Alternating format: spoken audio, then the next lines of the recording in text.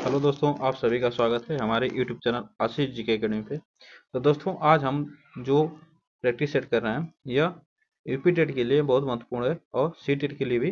तो आप लोग इस वीडियो को पूरा अंत तक देखिएगा और इसको हम प्रैक्टिस सेट के रूप में चलिए स्टार्ट करते हैं। ठीक। और आप लोग इस क्वेश्चन को पूरा अंत तक जरूर देखिएगा और चैनल पे जो लोग नए आ रहे हैं चैनल को सब्सक्राइब, बेल आइकन को दबा लीजिएगा जिससे वीडियो का नोटिफिकेशन आप तक पहुंचता रहे। तो चलिए हम लोग स्टार्ट करते हैं आज का पहला क्वेश्चन। निम्नलिखित में से कौन सी ग्रीन हाउस गैस नहीं है? पूछ रहा है कौन सी ग्रीन हाउस गैस नहीं है। Carbon dioxide, nitrous oxide, helium, methane. तो इसमें से कौन सी ग्रीन हाउस गैस नहीं है? तो आपको बता दें, जो हीलियम है यह ग्रीन हाउस गैस नहीं होती है। यह एक नोबेल गैस होती है, ठीक ना। यह निष्क्रिय गैस होती है हीलियम। और जो कार्बन डाइऑक्साइड और नाइट्रस ऑक्साइड और जो मेथेन होती है यह ग्रीन हाउस गैस में आती है।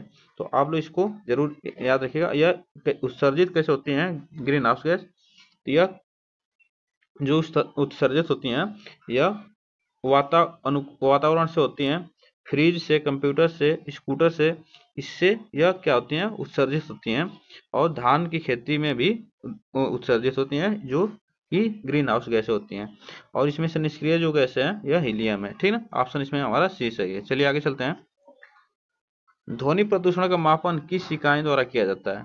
ध्वनि प्रदूषण का मापन किस इकाई द्वारा किया जाता है? जूल में, डेसिबल में, न्यूटन में और नैनो इकाई में।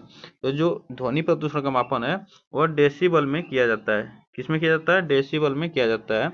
जो कि बहुत सामान्यतः जो आम भाषा की जो सामान्य लोग बातचीत करते हैं सामान्य भाषा में, तो उसमें मैक्सिमम होती है, मैक्सिमम 25 से 30 डेसिबल होता है आवाज़, ठीक ना।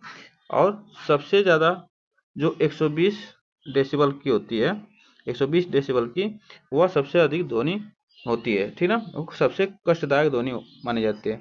और सामान्य भाषा की आम चाल में ये 25 से 30 डेसिबल की ध्वनि होती है। तो आप लोग इसको याद रखिएगा। चलिए, यह ऑप्शन हमारा बी सही है। चलिए आगे चलते हैं। निम्न में से किस स्थलाकृति का निर्माण हिमानी द्वारा हुआ है? जो कि लयपीज का, यू आकार की घाटी, वी आकार की घाटी, जलप्रपात। जो कि इसमें जो स्थलाकृति जो होती है हिमानी, तो उसमें यू आकार की घाटी जो होती है उसका निर्माण हुआ है। जो कि नदियां क्या करती हैं, दोनों किनारों से यू आकार के शेप से कटान करती हैं, तो वह यू आकार की घाटी जैसे बन जाती है, ठीक ना। और भी आकार में जो क्या होती हैं, जो युवावस्था में नदियां होती हैं, ठीक, जो युवावस्था में नदियां होती हैं वह भी आकार की घाटी में, वह निर्माण करती हैं। तो ऑप्शन इसमें हमारा क्या होगा? बी सही होगा। चलिए आगे चलते हैं। निम्न नदियों में से कौन सी नदी बंगाल की खाड़ी में गिरती है? तो कौन सी नदी? ताप्ती, सुवर्ण रेखा, नंदा और सिंधु। सुवर्ण रेखा और नंदा और सिंधु कौन सी नदी? तो आपको बताना है जो बंगाल की खाड़ी में गिरती है वह सुवर्ण रेखा है, जो कि बंगाल की खाड़ी में गिरती है। और यह सब नदियां कहाँ गिरती हैं? यह सब अरब सागर में गिरती हैं। तो आप लोग इसको याद रखिएगा। चलिए आगे चलते हैं। मध्य प्रदेश में कौन सा शहर झीलों का शहर कहा जाता है? जो मध्य प्रदेश में है झीलों का शहर कहा जाने वाला शहर कौन सा है? भोपाल, उज्जैन, इंदौर और ग्वालियर। तो इसमें जो झीलों का शहर कहा जाता है वह भोपाल है, ठीक ना। क्या है? भोपाल। यह झीलों का शहर कहा जाता है। आप लोग इसको याद रखिएगा। जहाँ पे लोअर लेक और अपर लेक जैसी झीलें, सुंदर झीलों के कारण यहाँ भोपाल में इसे झीलों का शहर कहा जाता है। आप लोग इसको याद रखिएगा। चलिए आगे चलते हैं। निम्न में से कौन सा सागर यूरोप को अफ्रीका से अलग करता है? यूरोप को अफ्रीका से अलग करता है। तो कौन सा सागर है? लाल सागर, काला सागर, अरब सागर, भूमध्य सागर। तो कौन सा सागर है? तो यह जो यूरोप को अफ्रीका से अलग करता है, तो यह भूमध्य सागर जो है यह यूरोप को अफ्रीका से अलग करता है। तो ऑप्शन इसमें हमारा डी सही है। चलिए आगे चलते हैं। अंतर्राष्ट्रीय ओजोन दिवस मनाया जाता है। अंतर्राष्ट्रीय ओजोन दिवस मनाया जाता है 16 सितंबर को, 7 दिसंबर को, 30 मार्च को, 22 अप्रैल को। तो कब मनाया जाता है? तो यह ओजोन दिवस मनाया जाता है 16 सितंबर को, ठीक ना। कब मनाया जाता है? यह 16 सितंबर को मनाया जाता है। यह किसके द्वारा मनाया गया? पहला तो यूएनओ के द्वारा यह मनाना स्टार्ट हुआ 16 सितंबर को, ओजोन दिवस। यह कब से स्टार्ट हुआ? तो यह स्टार्ट हुआ था 1994 से, ठीक ना। कब से? 1994 से यह स्टार्ट हुआ 16 सितंबर को ओजोन दिवस मनाना, ठीक ना। तो आप लोग इसको याद रखिएगा। चलिए आगे चलते हैं। आपसे ये भी पूछ सकता है कि कब से? यह दिसंबर 1994 को 19 दिसंबर 1994 को यह घोषित हुआ था कि 16 सितंबर को ओजोन दिवस मनाया जाएगा, ठीक ना। तो आप लोग इसको याद रखिएगा।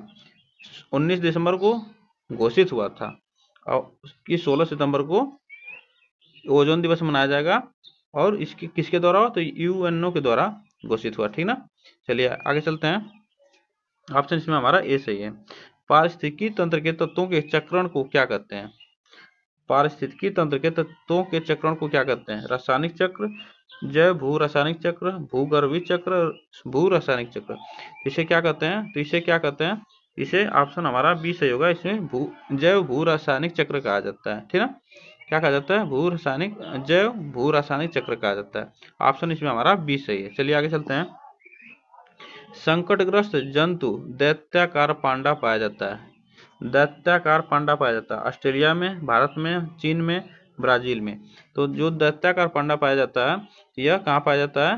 तो यह चीन में पाया जाता है, ठीक ना। यह चीन में पाया जाता है। तो यह चीन में पाया जाता है और हिमालय पर्वत के ढलानों के में भी पाए जाते हैं। तो आप लोग इसको याद रखिएगा। चलिए आगे चलते हैं। ऑप्शन इसमें हमारा सी सही है। भू पारिस्थितिकी तंत्र में ऊर्जा का महत्वपूर्ण स्रोत है। भू पारिस्थितिकी तंत्र में ऊर्जा का महत्वपूर्ण स्रोत है। सूर्य है, पृथ्वी है, चंद्रमा है, शुक्र है। तो कौन सा है आपको बताना है। तो इसमें से जो ऑप्शन हमारा सही होगा वह ऑप्शन कौन सा सही होगा आपको बताना है। तो कौन सा ऑप्शन इसमें हमारा सही है? इसमें जो ऑप्शन हमारा सही होगा यह सूर्य है, ठीक ना। भू पारिस्थितिकी तंत्र में ऊर्जा का महत्वपूर्ण, यह सूर्य है। सबसे आसान क्वेश्चन है, ठीक ना। तो आप लोग इसको याद रखिए। चलिए आगे चलते हैं। टाइटन किस ग्रह का प्राकृतिक उपग्रह है? टाइटन किस ग्रह का प्राकृतिक उपग्रह है आपको बताना है। तो टाइटन किसका है? वरुण का है, बुध का है, शनि का है, शुक्र का है। तो आपको बताना है। तो टाइटन किस ग्रह का है? तो टाइटन यह शनि ग्रह का उपग्रह है, ठीक ना। शनि ग्रह का ग्रह है, शनि ग्रह का यह ग्रह है, उपग्रह है। तो आप लोग इसको याद रखिएगा। शनि ग्रह का उपग्रह है। और जो वरुण के उपग्रह होते हैं, वरुण के 13 उपग्रह हैं, ठीक ना। 13 उपग्रह हैं, जिसमें से इनमें ट्रिटोन और मेरिड प्रमुख उपग्रह हैं। ट्रिटोन और मेरिड प्रमुख उपग्रह माने जाते हैं। आप लोग इसको याद रखिएगा। और बुध और शुक्र का कोई उपग्रह नहीं है। ये दोनों का कोई उपग्रह नहीं होता है। और शनि का टाइटन उपग्रह है। आप लोग इसको याद रखिएगा। यह जो शनि है यह दूसरा सबसे बड़ा ग्रह है, ठीक ना। सबसे बड़ा ग्रह कौन सा है? बृहस्पति, उसके बाद शनि। तो इसको भी आप लोग याद रखिएगा। चलिए आगे चलते हैं। निम्नलिखित में से कौन सी बायोडीजल की फसल है? कपास, जैवट्रफा, गन्ना, आलू। तो जो बायोडीजल की फसल होती है वो जैवट्रफा होती है, ठीक ना। जैवट्रफा जो कि यह बायोडीजल की फसल है। तो आप लोग इसको याद रखिएगा। चलिए आगे चलते हैं। पर्यावरण संरक्षण अधिनियम किस वर्ष पारित हुआ? 1982 में, 1986 में, 1992 में, 1996 में। तो पर्यावरण संरक्षण कब से पारित हुआ? तो यह 1986 से पारित हुआ, ठीक ना। यह 1986 से पारित हुआ। और यह प्रथम मानव पर्यावरण सम्मेलन 5 जून 1972 को 72 में स्टॉकहोम में संपन्न हुआ था, जिससे कि 5 जून को यह पर्यावरण दिवस मनाया जाएगा, यह 1972 में। तो आप लोग इसको याद रखिएगा, ठीक ना। तो चलिए आगे चलते हैं। क्वेश्चन इसमें ऑप्शन हमारा बी सही है। भूमंडलीय तापन का कारण है। भूमंडलीय तापन का कारण है हिमनदों में वृद्धि, कार्बन डाइऑक्साइड में वृद्धि, कार्बन डाइऑक्साइड में कमी, वनों में वृद्धि। तो कौन सा इसमें ऑप्शन सही होगा? इसमें जो ऑप्शन हमारा सही होगा, भूमंडलीय तापन का कारण है, तो सबसे ज़्यादा कार्बन डाइऑक्साइड की वृद्धि हो रही है। इसके कारण भूस्थल पर मतलब भूमंडल में यहाँ पे गर्मी का स्रोत सबसे ज़्यादा हो रहा है, यह कार्बन के कारण सबसे ज़्यादा गर्मी हो रही है।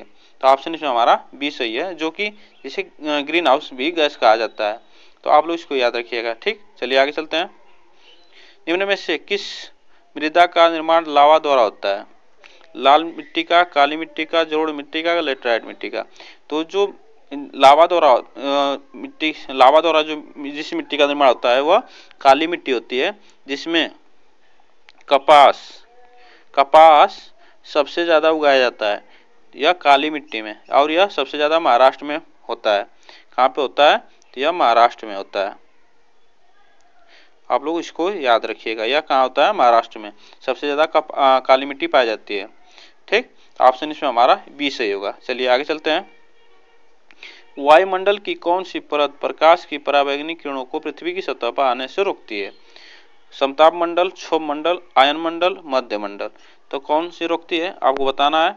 तो यह कौन सी मंडल रोकती है? तो यह समताप मंडल जो है यह पराबैंगनी किरणों को पृथ्वी की सतह पर आने से रोकती है।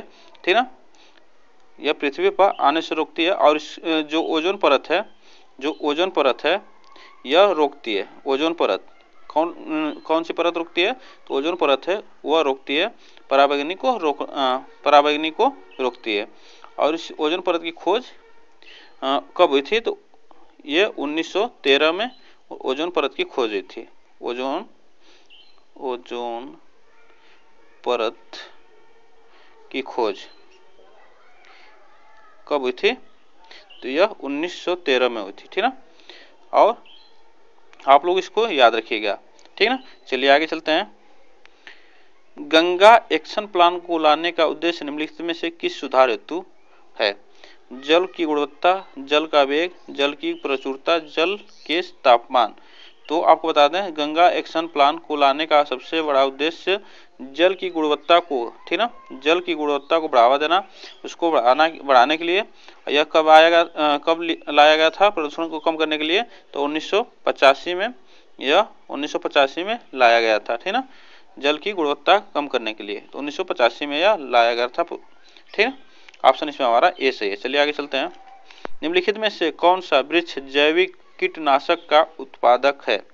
जैविक कीटनाशक का उत्पादक है। नीम है, देवदार, चीड़, ओक।